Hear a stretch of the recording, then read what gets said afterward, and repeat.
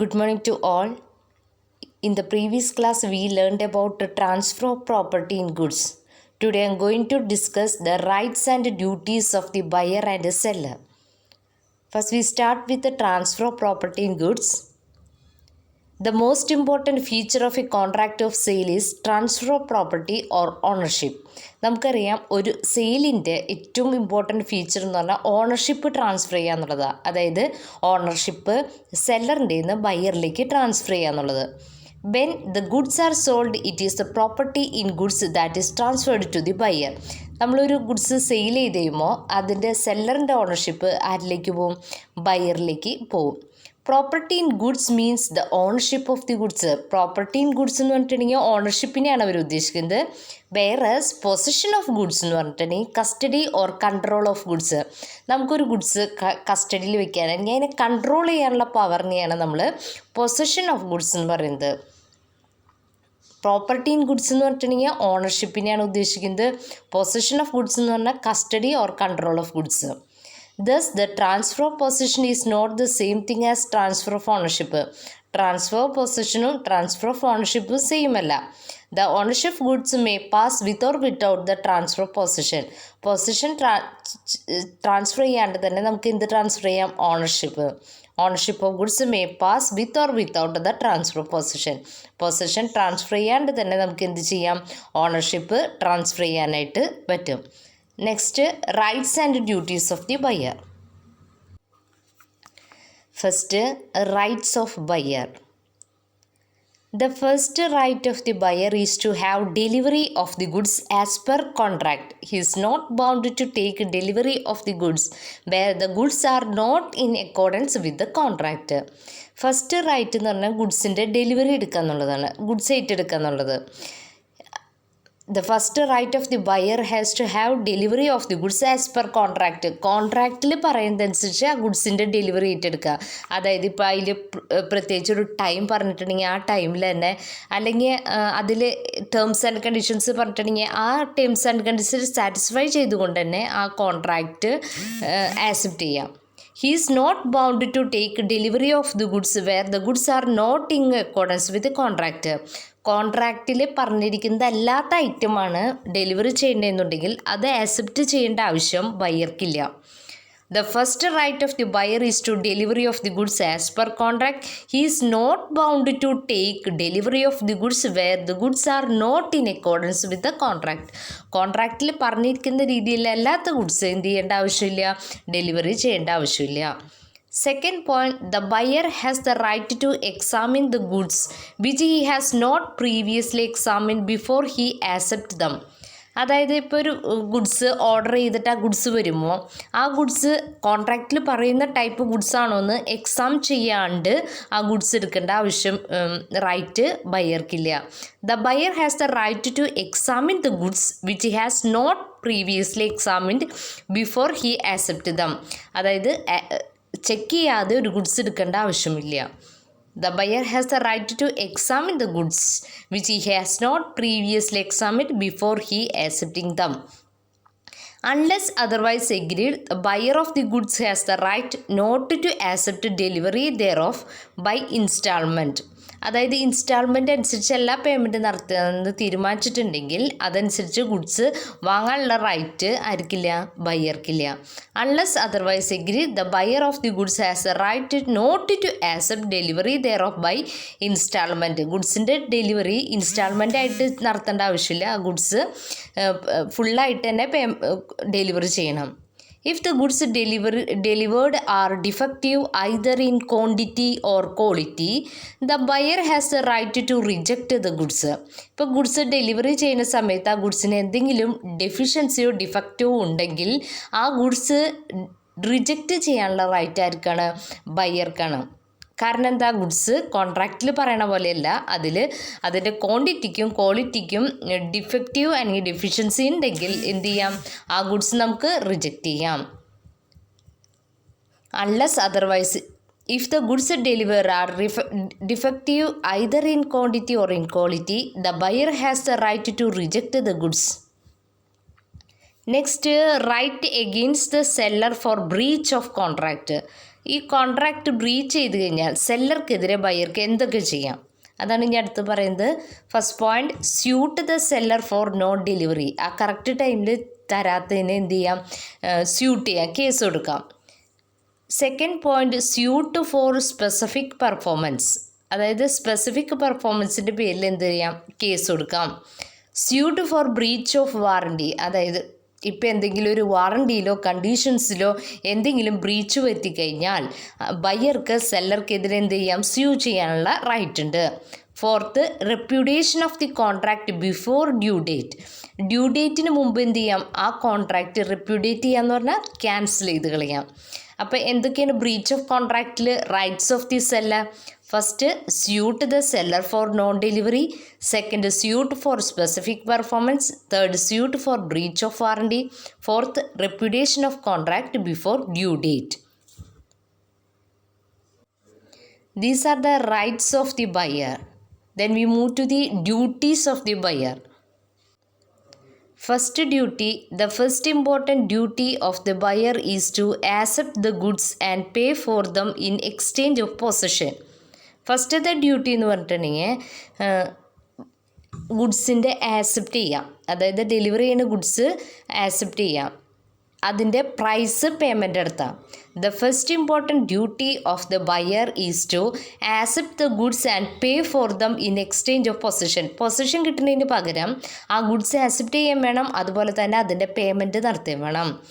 Second, the seller is not bound to deliver the goods to the buyer until the buyer accepts for delivery in absence of any contract to the contrary. അതായത് seller is not bound to deliver the goods to the buyer. Seller ബയ്യർക്ക് goods കൊടുക്കണ്ട എപ്പോൾ വരെ? Until the buyer applies for delivery. എപ്പോഴാണോ buyer ഡെലിവറിക്ക് ആ goods വേണം എന്ന് അപ്ലൈ ചെയ്യണേ, അപ്പം മാത്രമേ സെല്ലർ എന്ത് ചെയ്യേണ്ട ആവശ്യമുള്ളൂ? ബയ്യർക്ക് ഗുഡ്സ് കൊടുക്കേണ്ട ആവശ്യമുള്ളൂ. The buyer is not bound to deliver the goods to the buyer until എപ്പോൾ വരെ? The buyer accept for delivery. ഡെലിവറിക്ക് വേണ്ടി അപ്ലൈ ചെയ്യുന്ന വരെ സെല്ലർ ബയ്യർക്ക് ഗുഡ്സ് കൊടുക്കേണ്ട ആവശ്യമില്ല. അത് അപ്ലൈ ചെയ്തതിന് ശേഷം മാത്രമേ സെല്ലർ ബയ്യർക്ക് ഗുഡ്സ് കൊടുക്കേണ്ട ആവശ്യമുള്ളൂ. If the buyer wrongly refuse to accept delivery. ഇപ്പോൾ ഗുഡ്സ് ഡെലിവറി ചെയ്യുന്നത് ആക്സെപ്റ്റ് ചെയ്യുന്നതിന് എന്തെങ്കിലും റിഫ്യൂസ് ചെയ്ത് കഴിഞ്ഞാൽ he must pay compensation to the seller. ബയ്യറുടെ ഭാഗത്തുനിന്ന് എന്തെങ്കിലും വീഴ്ച കൊണ്ട് ആ ഗുഡ്സ് ഡെലിവറി ചെയ്യാൻ പറ്റിയില്ല, അയാൾക്ക് ആക്സെപ്റ്റ് ചെയ്യാൻ പറ്റിയില്ലെങ്കിൽ കോമ്പൻസേഷൻ ആർക്ക് കൊടുക്കേണ്ടതായിട്ട് വരും? സെല്ലർക്ക് കോമ്പൻസേഷൻ കൊടുക്കേണ്ടി വരും.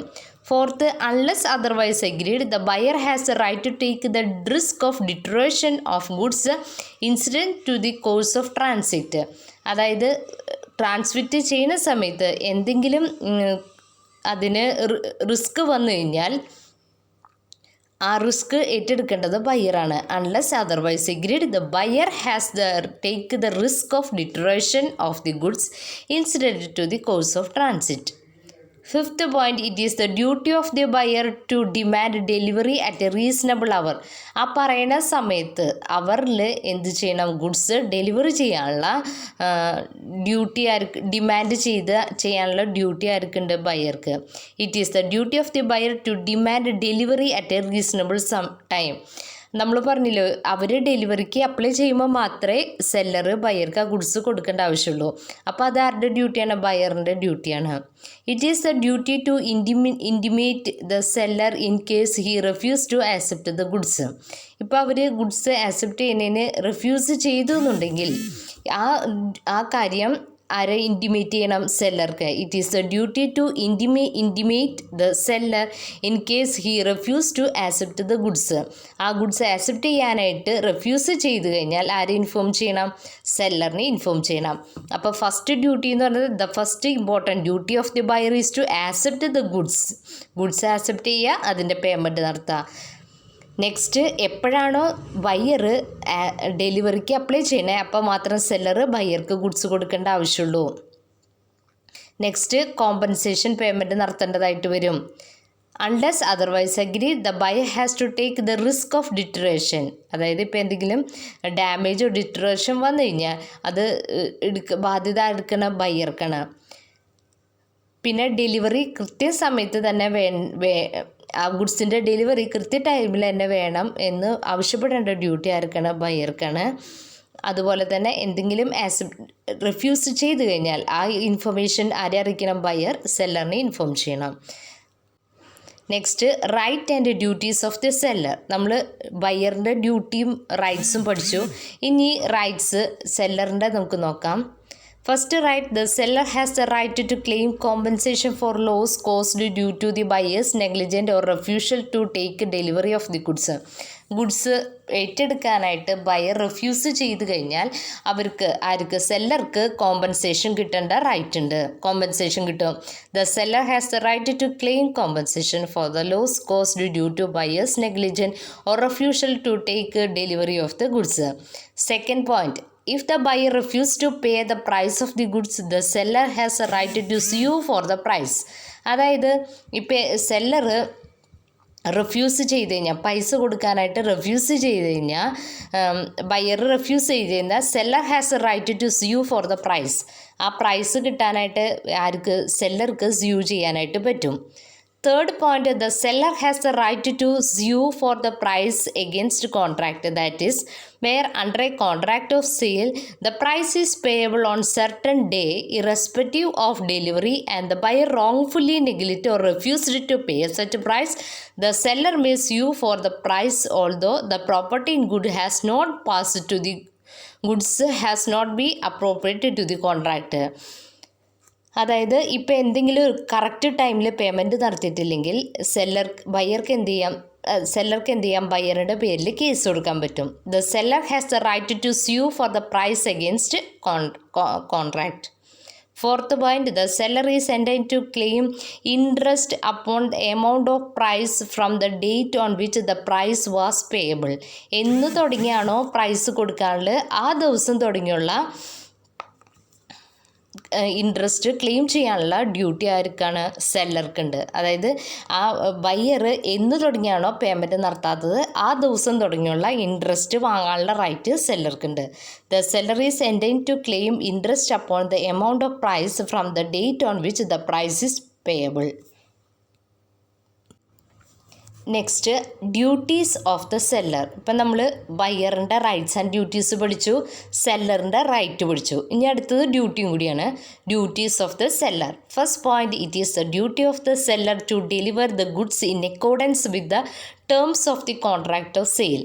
അതായത് സെയിലിലെ കോൺട്രാക്റ്റിൽ പറഞ്ഞേക്കുന്നതനുസരിച്ച് ഗുഡ്സ് ഡെലിവറി ചെയ്യാനുള്ള റൈറ്റ് ആർക്കാണ്? സെല്ലർക്ക്. It is the duty of the seller to deliver the goods in accordance with the terms of the contract of sale. Second point, as delivery and payment are concurrent condition, the seller be ready and willing to give possession of the goods to the seller in exchange of the price of the goods. അതായത് price കൊടുക്കുമ്പോൾ തന്നെ ആ ഗുഡ്സിൻ്റെ possession transfer ചെയ്യാനുള്ള റൈറ്റും ഡ്യൂട്ടിയുമായിരിക്കാണ് സെല്ലർക്ക്. As delivery and payment are concurrent condition, ഡെലിവറിയും പേയ്മെൻറ്റും കൺകറൻറ്റ് കണ്ടീഷൻ ആയതുകൊണ്ട് തന്നെ സെല്ലർ ആ കറക്റ്റ് ടൈമിൽ പൊസിഷൻ ട്രാൻസ്ഫർ ചെയ്യാനും അതുപോലെ തന്നെ ഗുഡ്സിൻ്റെ പ്രൈസ് കൊടുക്കാനുള്ള റൈറ്റ് ഉണ്ട്. If an agent is authorised to take delivery then delivery should be made to the agent. അതായത് ഇപ്പോൾ ഒരു ഏജൻറ്റിനാണ് ആ ഗുഡ്സിൻ്റെ ഡെലിവറി കൊടുക്കാനുള്ള അതോറിറ്റി കൊടുത്തിട്ടുണ്ടെന്നുണ്ടെങ്കിൽ ആ ഏജൻറ്റ് കറക്റ്റ് ടൈമിൽ ഗുഡ്സിൻ്റെ ഡെലിവറി നടത്തണം. ഏത് ടൈമിലാണോ പറഞ്ഞേക്കണത് ആ കറക്റ്റ് ടൈമിൽ ഏജൻറ്റ് ഗുഡ്സിൻ്റെ ഡെലിവറി നടത്തണം. If an agent is authorised to take delivery then the delivery should be made to the agent. ആ കറക്റ്റ് ടൈമിൽ ഏജൻറ്റ് ആ ഗുഡ്സ് ബയ്യർക്ക് കൈമാറിയിരിക്കണം. അതായത് ഇപ്പോൾ ഒരു സെല്ലർ ഏജൻറ്റിനെയാണ് ഗുഡ്സ് ട്രാൻസ്ഫർ ചെയ്യാൻ പറഞ്ഞേക്കണമെന്നുണ്ടെങ്കിൽ ആ ഏജൻറ്റ് കറക്റ്റ് ടൈമിൽ ആ ഗുഡ്സ് ആർക്ക് കൊടുത്തിരിക്കണം? സെല്ലർക്ക് കൊടുത്തിരിക്കണം. Fourth point, it is the duty of the seller to deliver the goods in reasonable time. ആ കറക്റ്റ് ടൈമിൽ ഗുഡ്സ് ഏത് സമയത്താണോ കോൺട്രാക്റ്റിൽ ഗുഡ്സ് കൊടുക്കാമെന്ന് പറഞ്ഞേക്കണേ ആ കറക്റ്റ് ടൈമിൽ ഗുഡ്സ് ഡെലിവറി ചെയ്യാനുള്ള ഡ്യൂട്ടിയുമായിരിക്കണം seller. It is the duty of the seller to deliver the goods with reasonable time. ആ റീസണബിൾ ടൈമിൽ ഗുഡ്സ് കൊടുക്കാനുള്ള ഡ്യൂട്ടി ആരുടെയാണ്? സെല്ലറുടേന്ന്. The quality and quantity of the goods should be in accordance to the contract. ആ ഗുഡ്സിൻ്റെ ക്വാണ്ടിറ്റിയും ഗുഡ്സിൻ്റെ ക്വാണ്ടിറ്റിയും ക്വാളിറ്റിയും കോൺട്രാക്റ്റിൽ പറയുന്നതനുസരിച്ചായിരിക്കും. Sixth point, the seller should deliver the goods at a specific place if the price of delivery is stated in the contract. അതായത് കോൺട്രാക്റ്റിൽ ഏത് പ്ലേസിലാണോ delivery ചെയ്യാൻ പറഞ്ഞേക്കണേ ആ പ്ലേസിൽ goods delivery ചെയ്യണം. The seller should deliver the goods at A specific place if the place of delivery stated in the contract. ഏത് പ്ലേസിലാണോ goods cell ചെയ്യാന്ന് പറഞ്ഞേക്കണേ ആ സ്പോട്ടിൽ കൊണ്ടുപോയിട്ട് തന്നെ എന്ത് നടത്തണം, ട്രാൻസ്ഫർ നടത്തണം ഗുഡ്സിൻ്റെ. Seventh, the seller should bear the expenses of putting the goods into a deliverable state and also incidental expense unless or otherwise agreed. അതായത് ഗുഡ്സ് കൊടുക്കണേൻ്റെ അല്ലെങ്കിൽ ഡെലിവറിക്ക് വരുന്ന എക്സ്പെൻസസ് ഒക്കെ മീറ്റ് ചെയ്യേണ്ട ഡ്യൂട്ടി ആരുടെയാണ്, സെല്ലറുടെയാണ്. The seller should bear the expenses of putting the goods into deliverable state and also incidental expense unless or otherwise agreed. വേറെ രീതിയിൽ പറഞ്ഞിട്ടില്ലെങ്കിൽ അത് ഗുഡ്സ് ഡെലിവറി ചെയ്യുമ്പോൾ അതിന് വരുന്ന എക്സ്പെൻസസ് ഒക്കെ ആര് ബിയർ ചെയ്യണം, സെല്ലർ ബിയർ ചെയ്യേണ്ടതായിട്ട് വരും. Next assignment question. First question, explain briefly the right and duties of the buyer and seller. Okay, thank you.